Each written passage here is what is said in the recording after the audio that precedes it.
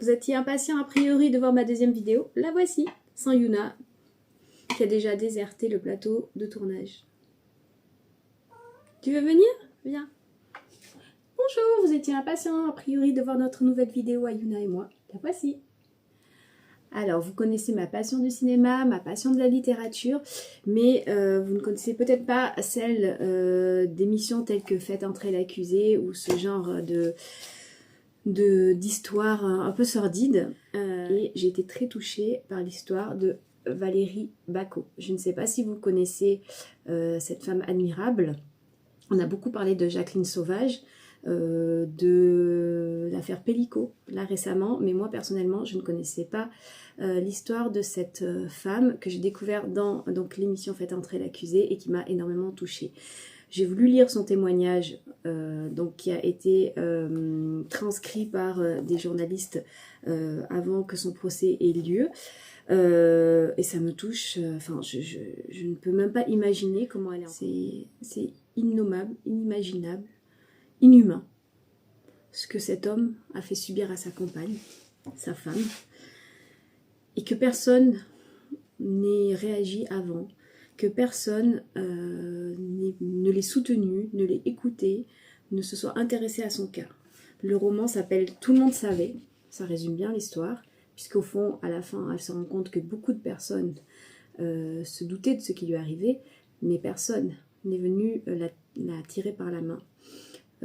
J'imagine qu'il ne doit pas être évident pour quelqu'un qui a des soupçons de maltraitance sur une voisine, une amie, de prendre position et de...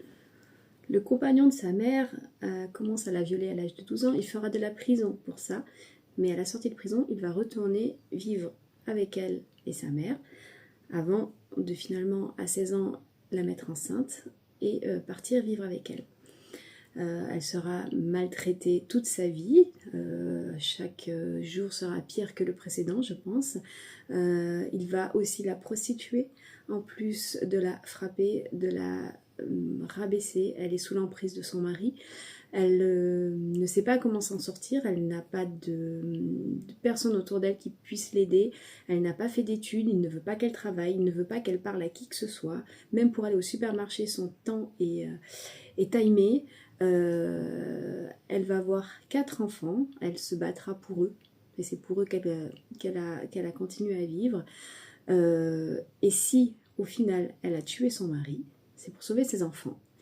Et je pense que c'était la seule solution, si elle ne voulait pas être assassinée elle-même à un moment donné, puisqu'il aimait bien jouer à la roulette russe avec elle, entre autres. Moi, je valide à fond qu'elle ait assassiné son mari. Elle aurait dû le faire avant, je le maintiens.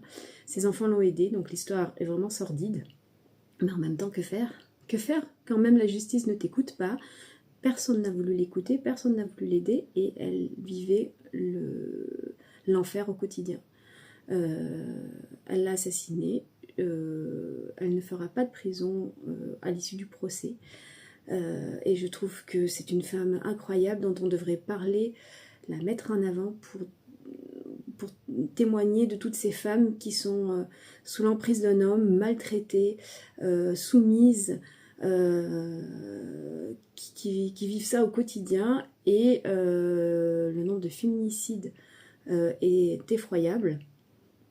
Donc je trouve que cette personne doit... Voilà, on n'en parle pas assez. D'ailleurs, actuellement, je lis Le Pullover Rouge, que beaucoup d'entre vous doivent connaître, puisqu'il date d'il y a quelques années. Il s'agit de l'histoire de Christian Ranucci, qui a été le dernier guillotiné en France en 1976.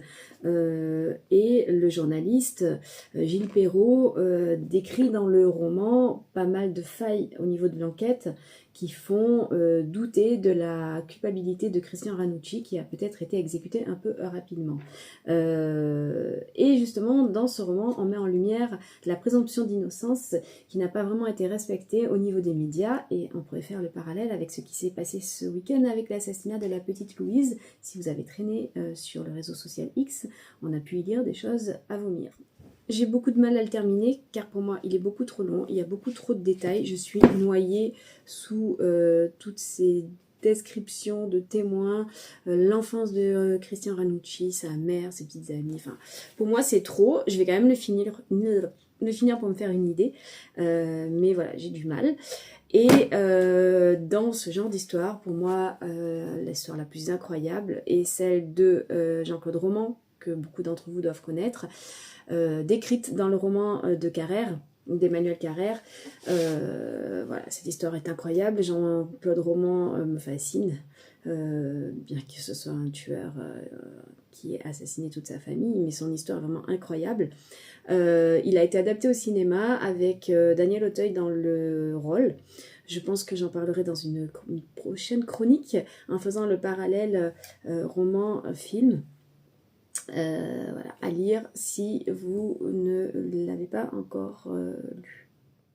Certains d'entre vous, suite à ma première vidéo, m'ont soumis des œuvres pour lesquelles ils avaient envie d'avoir mon avis.